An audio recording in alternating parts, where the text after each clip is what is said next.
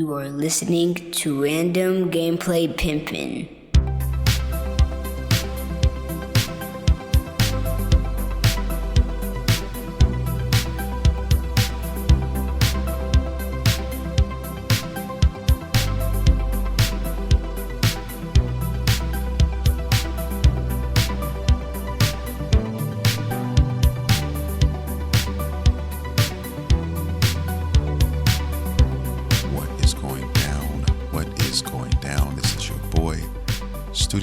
And you are listening to Random Gameplay Pimpin'.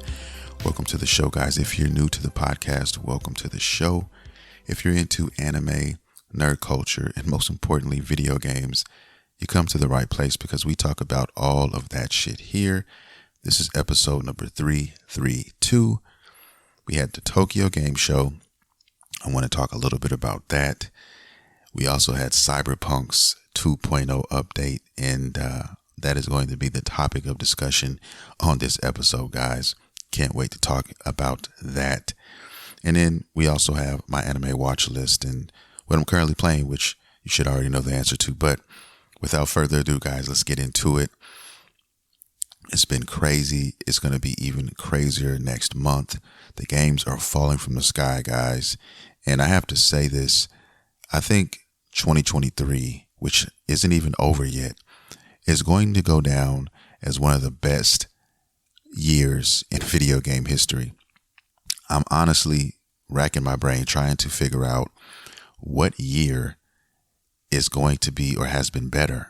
I have to go through the list of games and all that, and I'll eventually do that and have another discussion. But as far as I can think right now, this year has been an epic year for gaming, guys. And the year is not even over yet, okay? I have titles in October, which is one of the most crazy months in my opinion. And then I thought I was cool for November, but psych, that didn't happen. I'm going to talk about a game I'm excited for that month. And it's just, I don't know, man. It's so many games that are out now that have crept under the radar that I've wanted to play, like Eternites, if that's how you want to pronounce it. There's just a lot of titles that I'm just not going to be able to play everything because there's so many and the budget will not allow that. So what'll end up happening for a lot of us is we'll wait for sales and we'll just wait when we're not playing whatever we're playing now, and we'll reach out for those games at a later date. Probably a lot of them, for me personally, won't even get touched until 2024 at some point, if I'm being honest, guys. But that's cool because, like I said, discounted prices and things of that nature, because there's so many games coming out, they are in competition. So they're going to start dropping them for sales and things of that nature to entice more players to pick some of these up. And that's when you dive in. And that's when we win as gamers, you know, especially when we have so many titles. When you have all these games to play, we're the winner because everybody else is in competition trying to sell their games. So that's a cool thing on that note. And there's a lot of great games this year, guys. So October, like I said, is going to be jam-packed. I mean, I know 3 games off the top of my head that I can't wait to play. Spider-Man being number 1, October 20th. Then you have a couple other titles that are out. Mortal Kombat just came out recently. There's so many games here that it's getting ridiculous, okay? Alan Wake is in October. Super Mario Brothers Wonder is in October. I think. Yeah, I mean, it's just so many. And in November is crazy too. You have Super Mario RPG, which I'm looking forward to playing. That's my anticipated game for the Switch right there. And the list goes on and on. There's also Like a Dragon Gaiden, which has caught my attention. I talked about this, guys, I think last week or a couple weeks before that. There's just a lot of dope shit happening. So there's a lot of games here, and we can't forget about Lords of the Fallen, the remake. That's coming out in October as well. Like, just so many games. It's ridiculous. I'm excited. I don't know about you guys, but yeah, let's get into this podcast, man. Let's start with the Tokyo Game Show. I want to talk a little bit about that because they did show some things that I was definitely excited about. And one of the things they showed was a game that is from Square Enix. They are publishing this game, which kind of, slipped under the radar for me, but hey, all the same, this is why I love Square Enix, and I love them to death. Anyway, Infinity Strash. If you guys don't know about this, it's a Dragon Quest game. It's in the Dragon Quest universe. Infinity Strash, Dragon Quest, The Adventures of Dai. Now, I mentioned this game months before, podcasts ago. This is a dope little action RPG. And what really caught my attention is it's based off an anime, which I haven't seen yet, which I guess need to jump in. A lot of people say it starts really slow, and then after about 25, 30 episodes, it really gets going there. So I definitely want to try that out. It's a Toriyama art style. It's Toriyama's art, okay? And if you guys don't know about Dragon Quest, that is also Toriyama's art as well. And I love Toriyama's art style, one of my favorite art styles in all of anime. It's just awesome, and so many things I could talk about when it comes to Akira Toriyama and my love for Dragon Ball and all of that. I mean, Dragon Ball is half the reason why I even started this podcast. If the OG listeners are listening, you know what I'm talking about, and you know why. But anyway, this game looks amazing. It looks straight up like it was taken out of the anime itself, and these games are looking just fantastic. Man, there's a lot of games like this going down, and I am so excited for it. That's all I can tell you. And what's so crazy about that is, guys, like I told you before, there are so many games out here that you could easily miss games. And I missed the release date on this. Okay, the release date is right around the corner, September 28th. Okay, so next week we get this game. So I'm just like, wow, that's another game that I'm not going to be able to play right now, that I'll be picking up probably at a discount sometime. But it's a game I really like to play. But like I said, my pocket book is flimsy right now, because I think I told you guys the only other game I'm going to be paying for full price is Spider-Man. And then after that, I have to kind of weigh my options moving down the line. Okay. You know what I'm saying? That next game, I definitely want to play Alan Wake. I definitely want to play Super Mario Brothers RPG. These are some of the games that I'm really looking forward to playing. So it's going to be a lot. It's going to be crazy. But anyway, next game on the list, guys, is Wulong Fallen Dynasty. They have a second DLC. Now, this game gets a lot of flack from a lot of people, but then on the other hand, it gets a lot of love from the other half. So this game is kind of divided. If you do your research, you'd figure that out. And I'm on the side of loving this game. And I had a great experience with this game. A lot of people say that it's a watered down Souls or Neo game, but I think it's its own thing. And guys, I'm just giving you guys a heads up. There'll be dogs probably barking throughout the podcast. I will do my best to edit it out, and I'm sorry about that. This is just what comes with, podcasting sometimes. And I'm doing this at 4 o'clock in the morning. Right now, I'm recording this at 4 o'clock in the morning. So you can't pick a better time to record if you're dealing with this. And the crazy thing I don't understand, this is a side tangent, is the neighbors out here, they have dogs and they keep their dogs outside. Like, nobody does that anymore. Who keeps their dogs outside? Everybody else who has pets, who lives in homes, they keep their dogs inside. I understand that. If you're going to keep your dog outside, why even have a fucking dog? That's just a side tangent. That's just me, that's just me ranting and raving right now. But anyway, let's move on. Yes, the Wulong Fallen Dynasty series, though, I don't even call it a series, but the game itself is an awesome game. I had a great time with it. I played with my son. I played with one of my boys, and we ran through the game, and we got to New Game Plus, and we did some crazy things there. I really enjoyed the combat system. Yes, the game was can be hard, and it's definitely considered a Souls-like. You can definitely stick it in there. It's not for your average gamer. Most average gamers aren't looking to play games like Armored Core 6 or Dark Souls and all that, guys. You're going to get frustrated, and a lot of people don't come for those types of experiences. But in my humble opinion, it's a great game, and I absolutely loved Wulong Fallen Dynasty. So the DLC is coming out, and the DLC, I think, is dropping September 27th. So right around the corner. Like I said, that's my point, guys, with these game companies. Everybody's coming out with games, at the same time and competing for each other. So what ends up happening is there's so many games out at the same time.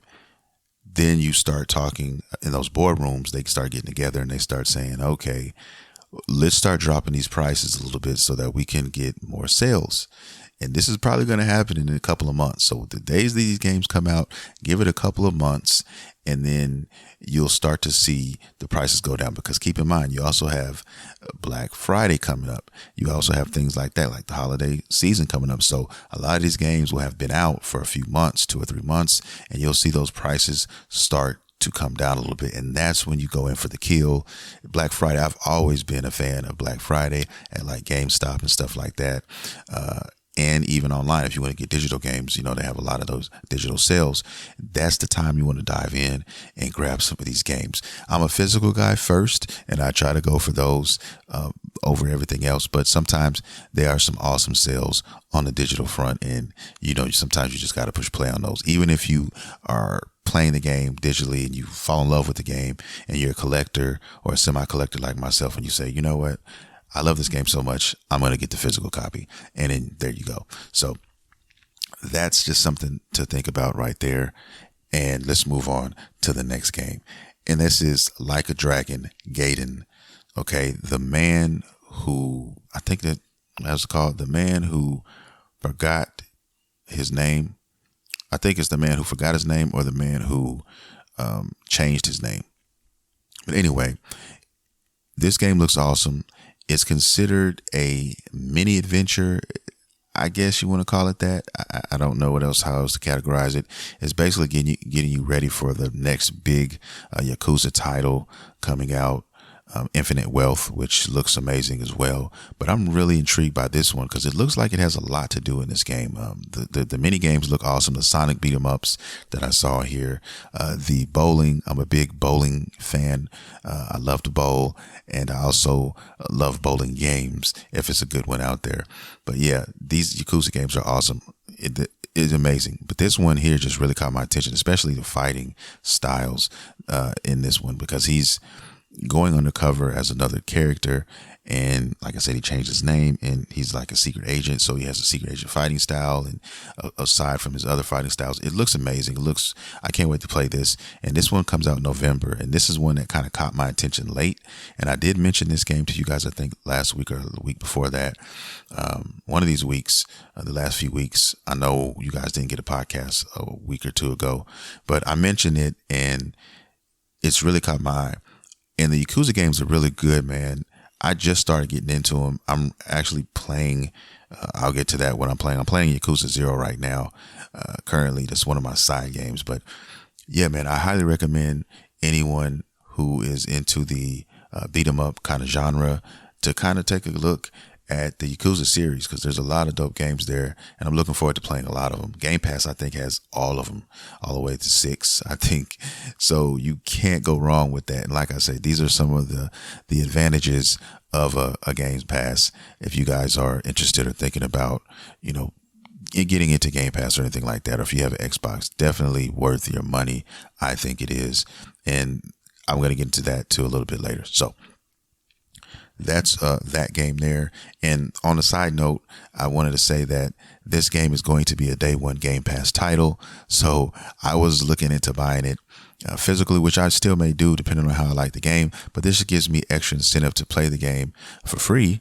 And if I really like it, go to Play Asia, which they have a physical copy, because I don't think this game is even, they're doing physical copies of this game, because Play Asia's got it. So if Play Asia's doing it, and I've been seeing these promotions everywhere with Play Asia for this game, it must mean that they're not going to do a physical copy in your average retail store. So to get it physically, you have to go somewhere like Play Asia to get it. And that's what I'll probably end up doing if the game really is that good. And it's really a good deal as well, because I think the game, if you bought it digitally, is $50, and Play Asia is selling it for $39.99, which is crazy. So like I said, gonna be dope. I think it's gonna be a good game. I can't wait to play it. It comes out November 9th, I think. So like I said, now I'm even more excited because I was actually thinking about buying this. But that's cool. That opens me up for another game, which will probably be Lords of the Fallen. It may be Alan Wake or Mario RPG. One of those games, guys. And like I said, even after buying one of those, I still have 2 slots open. So I was like, I don't know. Eventually I will get them. And Nintendo Switch games are really hard to come by after a while. If you wait too long for some of these Switch games, like their staple first party games, it's hard to get a hold of them for the price they came out with at first. You're going to be paying over the top for a lot of these games physically if you want that. So I just, I have to have that Mario RPG eventually. That shit looks amazing. I remember the first one, and this one looks beautiful, man. They really did a great job. If you haven't seen it, definitely check it out. Check out the trailers and stuff. It looks amazing. Let's move on and let's talk about the next game. Koei Tecmo has a action RPG game called Fate Samurai Remnant. All right. And I think I mentioned this slightly before as well when they showed it. This is a cool game as well. It's definitely something that I will be adding to the library at some point, probably at a discount for sure when it's like $20 or so, something like that. But there's so many games like this that are out here. It's ridiculous, man. And this game comes out very soon as well. This game comes out September 29th. I mean, and it comes out for all platforms, even the Switch. Like, that's why I was like, wow, let me check out the Switch and see what's going on with that and see if it's going to be running at 30 or 60.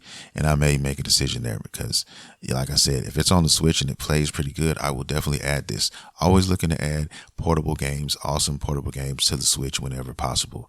We're on the tail end cycle of the Switch now, and the Switch 2 is coming. Okay, guys, I'm going to call it and say next year at some point, we'll be getting information and we'll probably get a release date next year sometime, probably holiday season next year is what I'm calling it for, but it is coming. And so get ready. Also, you have to be ready to wait because most likely you're not going to be able to get one for some time. And it's always like that with Nintendo. It's been like that in recent years. You want to get a Switch, and if you're not in those long lines, those crazy lines, or if you don't pre-order it, if you're not there right when it goes up for pre-order, you're not getting it until whenever. Okay, and usually you're going to wait 6 months or so easily, and that's without any reproduction issues or anything like that. You're just going to wait before you can get your hands on this shit. So it is what it is. I'm willing to wait. Like I said, for me personally, it's more about, okay, what games do I really want to play for the Switch that is going to entice me to get the system now? Because I feel that it's going to be backwards compatible. I think it is. I mean, all of the clues are written on the wall. They said it's going to be cartridge based and it's still going to have its handheld mode. So I think that's what it's going to be. We're going to get a souped up version of the Switch, which will probably allow backwards compatibility. So that would entice me to get stuff day one, especially if they have a lot of these upgraded games like Zelda and stuff like that will be available, and we can just get that up-res and we can get that 60 frames type of stuff going on because the Unreal Engine 5 has been tested on it. I think they did the Matrix game test on it and it ran buttery smooth. It looked great. Now, I don't think this next Switch is going to be as powerful as, say, a PlayStation 5 or, Xbox Series X or whatever. I think we're jumping the gun there a little bit, but I do think we're going to get something more close to maybe like a PlayStation 4 as far as power is concerned with this new device, guys. The technology is really going crazy right now, and people are doing great things with the technology. And like I said, even the Switch, as old as it is, as old as that chip is still dropping bangers. Okay, so developers are finding ways to make these games get the best out of the Switch's hardware right now, and it only excites me for the future of the Switch 2 and what that will bring to the table for us, especially for portable players, which I recently just became a super fan of on the Switch after buying those hoary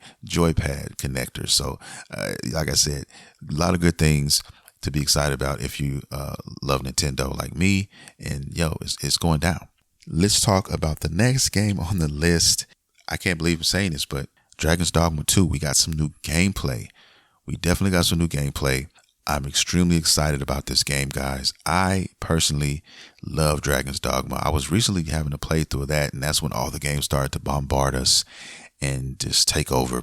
But I must say that this game, I think we got 9 new minutes of gameplay, and it looks good. It looks like Dragon's Dogma on steroids, definitely.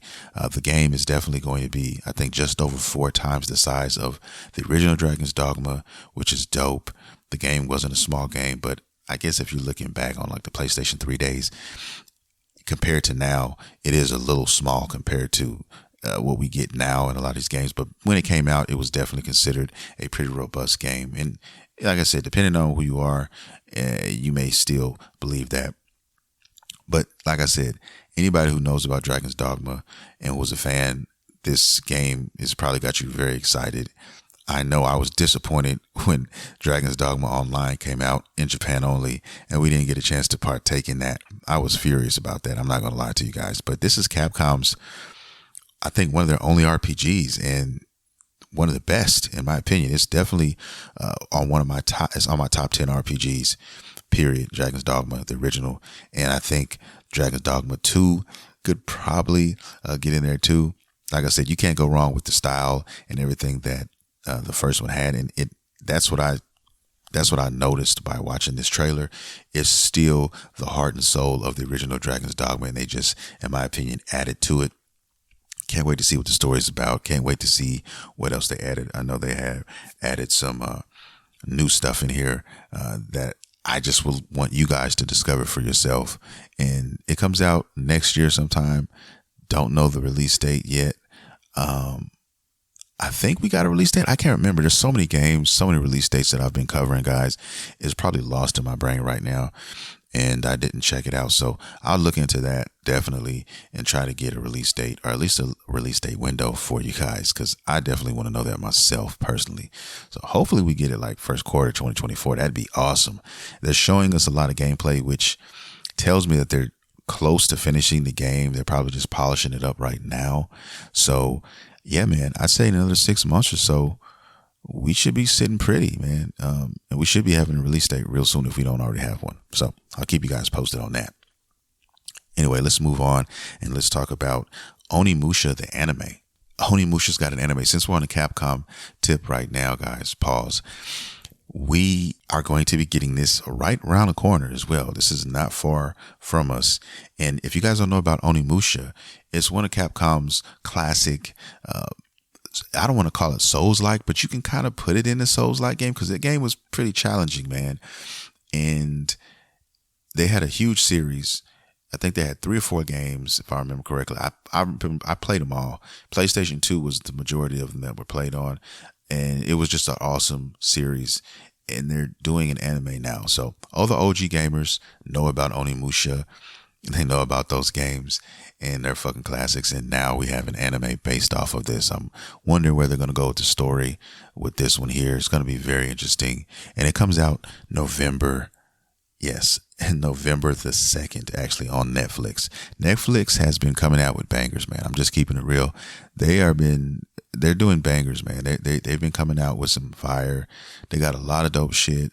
If you're an anime fan, you should definitely, you can't neglect them. Now, a lot of these companies are doing it now. Like Hulu's doing it too. They have some decent ones on there too. But if you had to pick one besides Crunchyroll, and you wanted to pick one for your anime, like a kind of like a sidekick type of, streaming service, Netflix would be that one for me personally, because you get a lot of dope stuff and movies and things that just come out exclusively on Netflix anyway, as it is. And then when you want your anime fix that you're not going to get a lot of these anime on Crunchyroll, then you can get them on Netflix, like anime like Castlevania and High Score Girl, which is one of my all-time favorites. Okay, there's a lot of dope shit there, and a lot of them that just come there, period. That you get Baki, the Baki series, like things of that nature. Kengan Ashura, these anime and more like those you're getting, and now you're gonna get Onimusha, which is dope. You also got, I think, what else we got? Oh, we got Cyberpunk as well, Edge Runners, you know what I'm saying, which is dope, which I've been watching again because of the Cyberpunk zone that I'm in. And I just have to say that anime is so good. You guys haven't seen it and you're looking for something good, short and sweet. This is perfect, man, because they tied up nice and neat in a pretty little bow all in one season for you. And it's just an awesome fucking show. So definitely check that one out. But yeah, that's some of the things from Tokyo Game Show. And like I said, I segue into my anime watch list, which right now, Black Clover is there. And then also I have Cyberpunk Edge Runners, which I just started. And like I said before, I'll reiterate, the series is dope. I think it was awarded one of the best animes in 2022, if I'm not mistaken. But yeah, it's just a great time to be a fan of, period, of Cyberpunk and anime, period. They go hand in hand. I never thought when they announced this Cyberpunk anime that it would be this good. I thought, okay, cool, they're doing that. I didn't think it was gonna be as awesome as it was, but it is fucking amazing. Okay, and the lore, you know I'm a sucker for lore. If you guys listen to me for any length of time, all my OG listeners know, in lore in video games or period in anime or whatever, I just really love that. So this is what that offers. This is what we're going to get. And like I said, we had an update that got a lot of people excited really for Cyberpunk again. And I think that was the 1.63 update. And that's when Edge Runners came out. And then they gave us a lot of updates with that. We got some dope little Easter eggs from the characters from that series. And yo, man, all I have to say is, if you haven't played or watched that anime, you need to check it out. Now, I'm going to segue from that into what I've been playing. And what I've been playing video game wise has been Yakuza 0, which I mentioned to you guys before. That game is pretty dope. I started there because everybody was saying, yo, if you're going to start Yakuza, you want to start with 0 because it starts in the 80s and it starts, at the very beginning, okay, of their careers as a Yakuza and everything. So get into there and start there. It's like I said, the combat is pretty good and all of that. So gonna knock that one out. And then I might skip around because everybody's saying 6 is another good one. So I'm going to see what happens. But right now, I'm really early into my playthrough right now, maybe like, 4 or 5 hours, something like that. But I'm enjoying my time with it now, loving, learning all the styles and stuff like that, and fighting for money and taking that money and making yourself better. So going to see what that's about. It's really like an arcade style beat 'em up with a nice little story involved too. It's kind of like a small sandbox for you to kind of explore a little bit. Not open world, just enough to kind of whet your appetite, if I'm being honest with you guys. So definitely check it out. If you haven't, it's free on Game Pass. Like all the Yakuza games are on there, I think. And that's what I'm doing with the Game Pass now. And you would think that I'd be playing Starfield, but I'm not, because like I said, Starfield is a demanding game. And it's a game that me personally, I don't want to open up too many games like that at one time, if that makes any sense. In other words, I'm playing Cyberpunk now, and I'll get into that, trust me. But playing that and trying to play something as big as Starfield at the same time, it's not working for me. It's not going to work. I need to finish one and be done with it, and then say, okay, now I can lean into this one. And I can only lean into one heavy game at one time. Now, I can play multiple games because I'm doing that, but heavy games like that, I can only do one at a time. It's just too much for me. And it draws my attention because when I'm in the zone, I'm fucking in the zone, guys. Like, so I'm in the Cyberpunk zone hard right now, and I'm not going to get out of that zone. It'll be a while before I get out of that zone. So that's what I mean. Then I can go back to Starfield and I can start doing these things. That's what I'm doing. It's just too many games out now, and I'm going to go with my spirit. I'm going to go with my gut, and whatever my soul is telling me, hey, you want to play this right now. This is really what you want to play. Close your eyes and imagine what you want to be playing right now. And the first thing that pops into my head, that's the direction I'm going. So right now it's Cyberpunk, and I'm going to get into that right fucking now. And that's the other game that I am currently playing, and the only other game that I'm currently playing, and the game that has all my time. The 2.0 update has been ridiculously amazing. Now, like I said before, the update prior to that was awesome, but now adding this other stuff, man, I got to tell you, it's a breath of fresh air. I already had a character like around level 40, and I went there.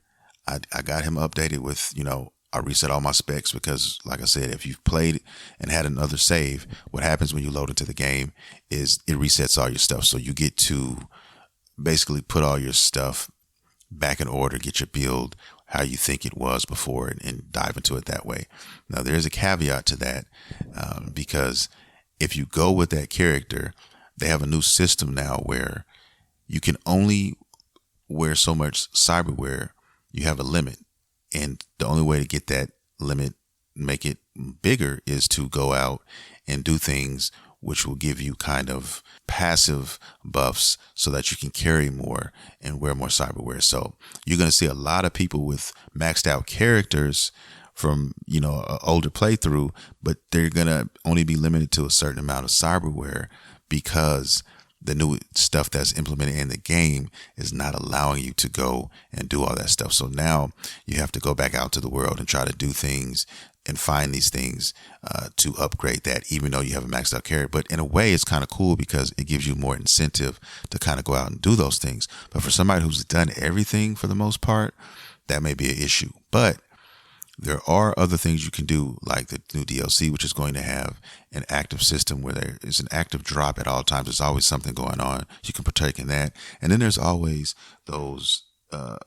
NCP missions, those where you help out the cops and you go around, you do those. Those, I think, are always spawning. So you can kind of go out and just continue to do those and get your experience up and do things like that. So there's still ways that you can go out and do that in that gameplay loop. And I enjoy that gameplay loop. I enjoy going out, I have a build, perfecting it. And that's how I perfect my stuff is I go out and I do these things and I fight a lot of fodder.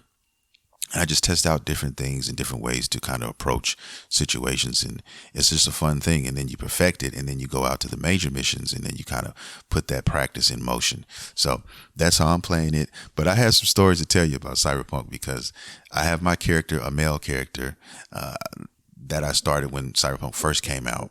And even when Cyberpunk first came out, I thought it was dope. All right. I thought it was an excellent game in its own right. Yes, it had flaws, major flaws, guys, load-ins and things of that nature. And it was not meant to be put out on the PlayStation 4 and the Xbox One. It just wasn't, guys. I think we all know that and realize that now. That game was so ambitious. They tried to get it out to everybody and it wasn't working. I'm guessing the devs are telling the higher ups, look, we can't do this. We don't have the power to do this on all systems.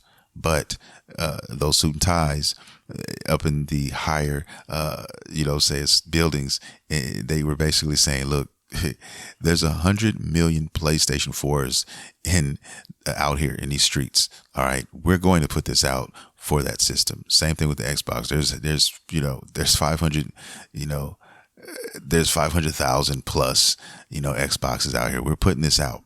All right, we're going to get some of that money. And at that time, it was hard to get these next gen consoles, so they were scarce. So they were kind of backed into a corner and they had to do that. But I personally would have been like, I would have just waited and put it out when it was ready. But I am here and happy to say that they have done an excellent job in redemption. Okay, with this stuff, they finally had the roof blown off and they were able to fucking do what they meant to do when they first wanted to put the game out, because now they had no fucking shackles. So 2.0 is amazing. I can't sing its praises enough, man. I'm having a great time with it. I will say this, there is a hiccup and I'm giving everybody a warning. I didn't know this. This was just fucking some fluke shit that I did. And I lost 23 hours. Okay, because I started a new character for the DLC. I started a female character for the DLC, and I was about 23 hours in, and I got to a point in the story, and the mission is automatic love. I'm telling everybody right now, in case you're thinking about starting this mission or starting a new character or whatever, there's a mission called automatic love. It's kind of early in the game. It's like, it's like the second major mission in the game. And if you pick the wrong fucking choice, all right, then you're going to get fucked. And the crazy, ironic thing about it is the choice that you make is literally her or him saying, I'm fucked. Okay. And when you hit that, you go into what they call kind of like a malware or malfunction. Okay. And everything starts to fucking sizzle up and you get all these crazy screen shakes and everything like that. And it's only supposed to be temporary. All right. And then it subsides. But no, you get stuck in that and you can never get out. So I was playing this game for like an hour and a half after, like, yo, when does this end? I don't remember this happening on my first playthrough. What the fuck? Then I Googled it and lo and behold, it's a fucking glitch that cannot be fixed. I tried to go back to an older save, but I was doing a lot of manual quick saves and I couldn't go back far enough to reset that. So I left that character on the table and I had to start a whole new fucking character. Luckily, I didn't, like I said, play too far after that. And a lot of the stuff that I did with that new character was going around and just kind of farming and doing that stuff, grinding and stuff like that. So I didn't do a lot of the story. Like I said, Automatic Love was only the second story, second piece. But anyway, that was my adventure with that. And Cyberpunk, CD Projekt Red even said, yo, if you get to that point, do not pick that fucking option. Okay, because right now they don't even have a way to fix this. And upon further investigating on this fucking glitch, guys, this is an old glitch. This glitch is like over 2 years old. This has been happening to a lot of players in the past. And I didn't know this. And the reason why I never knew it is just simply because it never happened. When I played the game, I never picked that choice. And that's why it never triggered for me. So I had no reason to even look into that and find it out.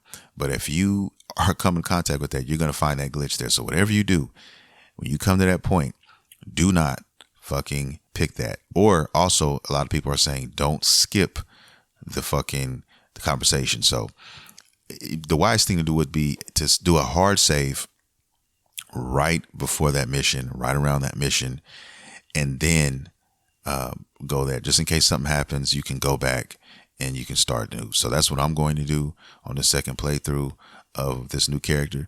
Only good thing that came out of that for me, guys, personally, is the build that I'm starting now with this character is a better build in my opinion, and the character that I created was better. So I learned from creating that second character, and now my third character, female character, looks awesome, and I'm really happy with her. That's the only good thing.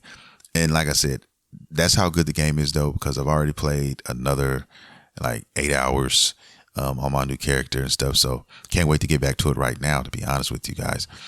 It's a great game. I'm enjoying myself. I just love the world of Cyberpunk. I love living in that world. And now that the 2.0 update is out and everything is fixed for the most part, it's just a breath of fresh air, especially the police system now, man. Like, I hear people sing the police system's praises, and deservingly so, because they really hooked it up. Like, I'm playing on hard now with this new character. A lot of people are having a problem, or a challenge, shall I say, just getting that 5th star. So what happens is, if you start killing cops and you start doing stuff like that, they start coming for you. Once you get to 5 stars, they send the best of the best after you. And these are like bosses. Each one of them is a fucking boss. Okay. So you're not getting away from it unless your build is just absolutely crazy. And I think they just don't stop coming. They say it's closest to like the GTA type of thing. And the cool thing about the police system now is they don't spawn out of thin air. They literally come for you. So they literally drive for you. They try to cut you off the road. They try to shoot you. They throw grenades. They do all these things. And then, like I said, if you get to 5 stars, then they bring the pain, because they have cyber psychos with them. They come at you with the mantis blades. They have different builds coming at you. So it's really dope, and it's really cool to see what they've done with this police system. Now it makes you kind of scared, like, yo, I'm not fucking with these guys. But like I said, even to get them to spawn, you have to really go hard. Like, most people don't make it past 4 stars. It's too much for them there.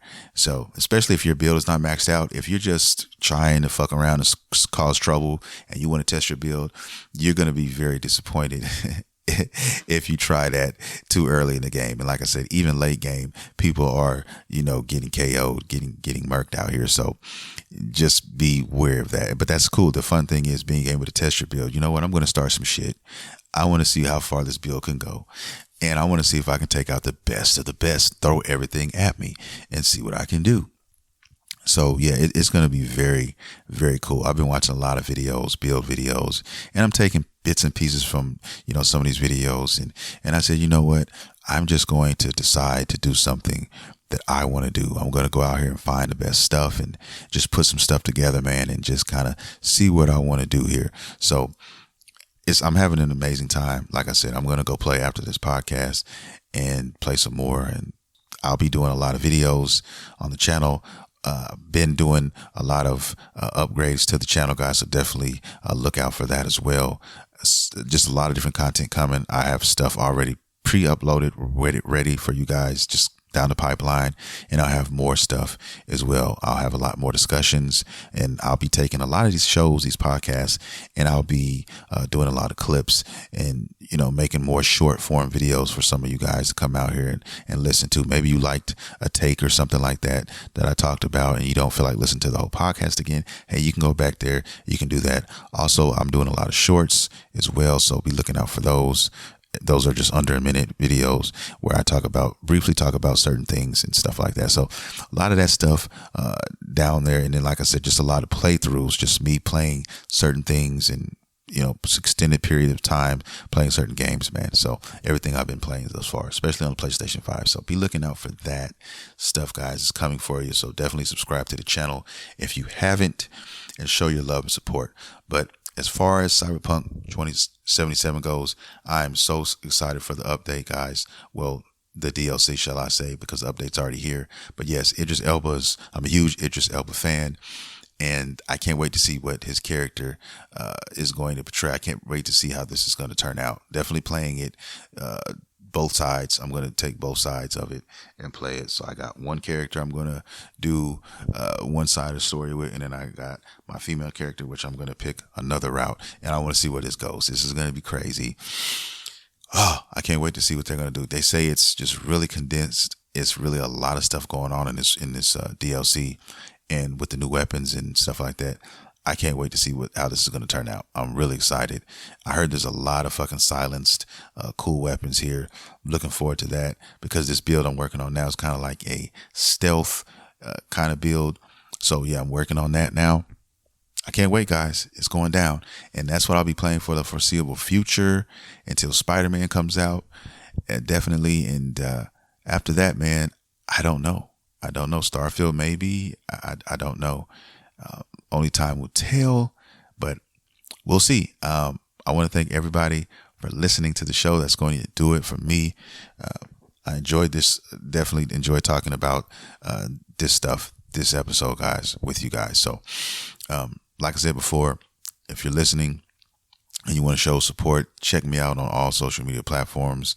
You can check me out on TikTok at Random Gameplay Pimpin', also YouTube at Random Gameplay Pimpin'. If you're a Dragon Ball fan like me and you want to check some stuff out, definitely check out DragonBallDrip.com. Go ahead and pick up a t-shirt, a hoodie, or something. It will definitely go towards helping the show. I want to thank everybody who's purchased stuff from there, and thank you guys for that. And yeah, man, that's going to do it. I'm going to get out of here. If you guys are new to the podcast, hey, I hope you guys join us again. We do this every Monday, same bad time, same bad channel. I'll see you guys next week to talk about the DLC, the Cyberpunk DLC and more. Okay. That being said, I'm going to get out of here, guys. I love you all so much. Thank you guys for listening. This is your boy, Studio MacGyver, and you have been listening to Random Gameplay Pimpin'. See you next time.